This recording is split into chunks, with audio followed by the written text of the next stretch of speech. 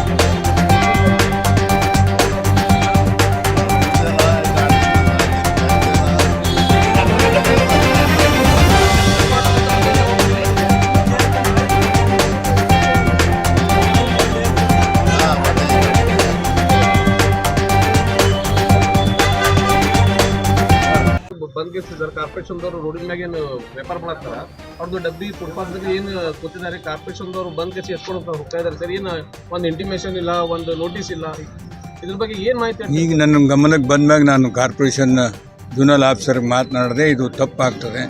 ಯಾರೇ ಮನುಷ್ಯ ಏನು ಬಂದ್ರೆ ಸ್ವಾಭಾವಿಕವಾಗಿ ಈ ಪಿಟ್ಟಿ ಬಿಸ್ನೆಸ್ನವ್ರು ಏನು ಬಂದ್ರೆ ರೋಡಿನ ಮ್ಯಾಗೆ ಅಕ್ಕ ಪಕ್ಕದಲ್ಲಿ ಕೂತು ವ್ಯಾಪಾರ ಮಾಡ್ತಿರ್ತಾರೆ. ಅವ್ರಿಗೇನು ಬಂದ್ರೆ ನೋಟಿಸ್ ಕೊಟ್ಟು ಒಂದು 5 ದಿನ 2 ದಿನ ಟೈಮ್ ಕೊಟ್ಟು ಅದನ್ನು ಕಿತ್ತಬೇಕು. ಒಂದು ವೇಳೆ ಅವರು ತೆಗಿಲಿಲ್ಲ, ನೀವು ಟೈಮ್ ಕೊಟ್ಟಂಗೆ ಕೂಡ ಅದು ಎತ್ಕೊಂಡು ಹೋಗ್ತಕ್ಕಂಥ ಪದ್ಧತಿ ಇದು. ಈ ಸಡನ್ನಾಗಿ ಬಂದು ಯಾರ್ಯಾರೋ ಏನೇನೋ ಖರ್ಚು ಮಾಡಿಕೊಂಡು ಸಾಲ ಮಾಡಿ ಇಂಥವು ಮಾಡ್ತಾರೆ. ಇದರಿಂದ ಬಂದ್ರೆ ಭಾಳ ತಪ್ಪದ. ಇದನ್ನು ಕಮಿಷನರ್ ಕೂಡ ಗಮನಕ್ಕೆ ತಂದು ಇದನ್ನು ನಾನು ಖಡಾಖಂಡಿತವಾಗಿ ಖಂಡಿಸ್ತೀನಿ.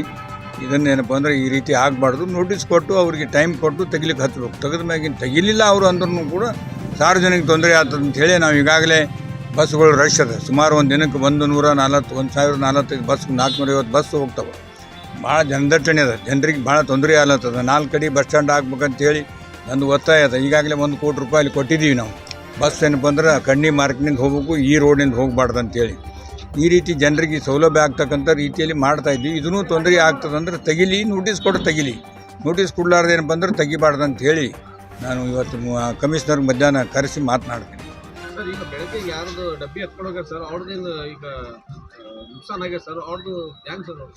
ಅದ್ರ ಬಗ್ಗೆನೇ ಮಾತಾಡ್ತೀನಿ. ಕಮಿಷನರ್ ಮೇಲೆ ಹೇಳಿದ್ದೀನಿ.